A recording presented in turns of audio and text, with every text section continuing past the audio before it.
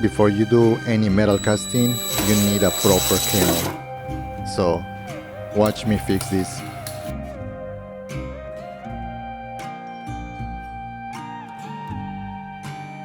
I found one in the Facebook marketplace for $200. I found it in a part of town 40 minutes away that I did not want it to go. But for that price, I didn't care. Let's go! It is beat up, it is old, it might be just $200 mistake, but who cares?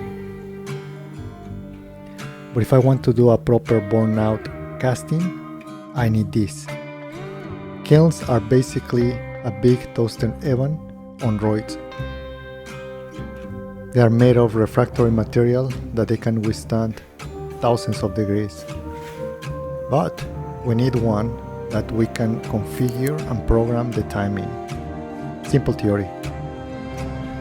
Some of these kilns are 10K, 6K, 5K, and I didn't want to spend that money.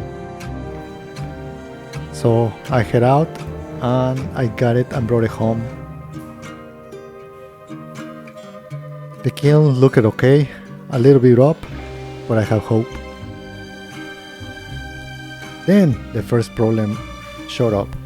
Before I even turn it on, my 240 volts outlet shop plug is not compatible.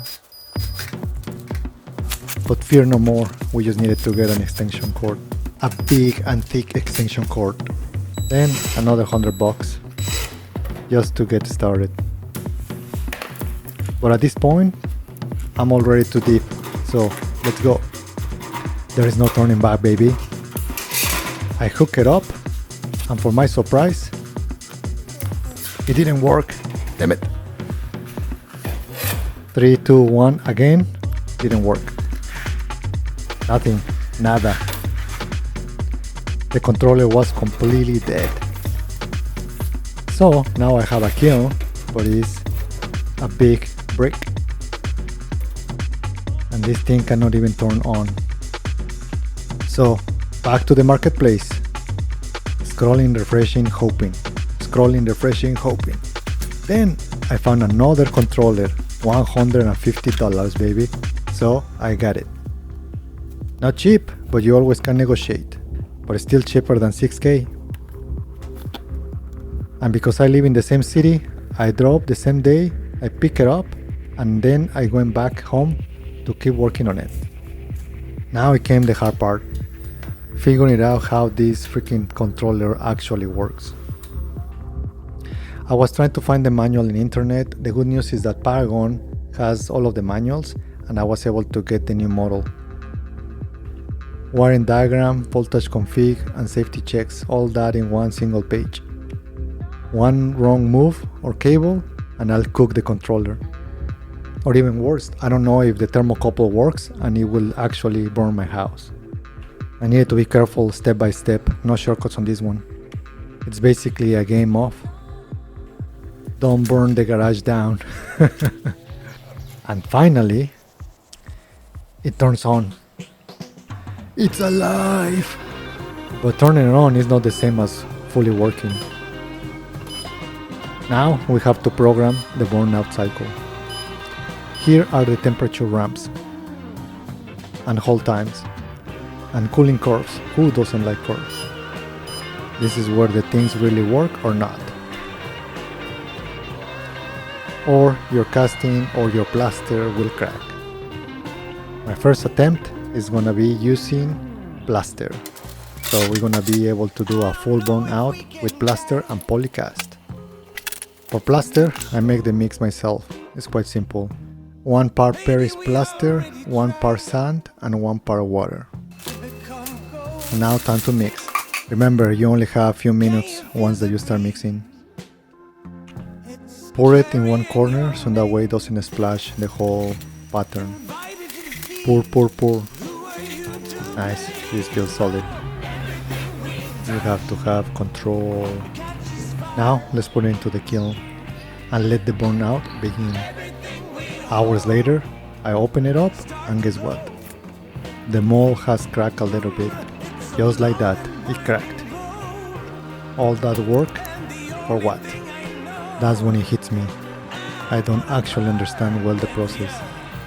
I'm just following the steps, but not controlling the variables. So I changed the approach. Now it's time to do plaster number 2. 1 part sand, 1 part plaster, water until it flows just right. Pour it into the mold. No shortcuts this time. Then wait to dry maybe an hour. Add a little bit of heat and a slow process. 300 degrees for an hour. We need to make sure that we pull as much moisture as possible, so in that way it doesn't blow up in my face.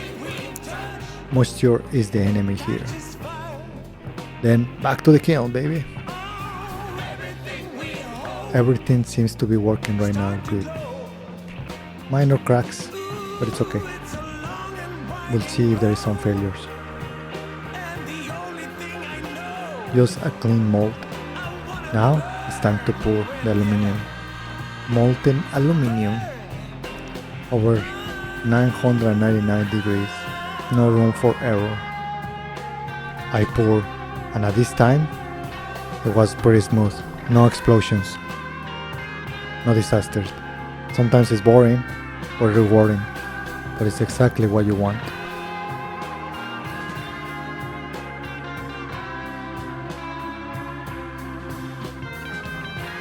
And after it cools, it is Christmas time, the moment of truth.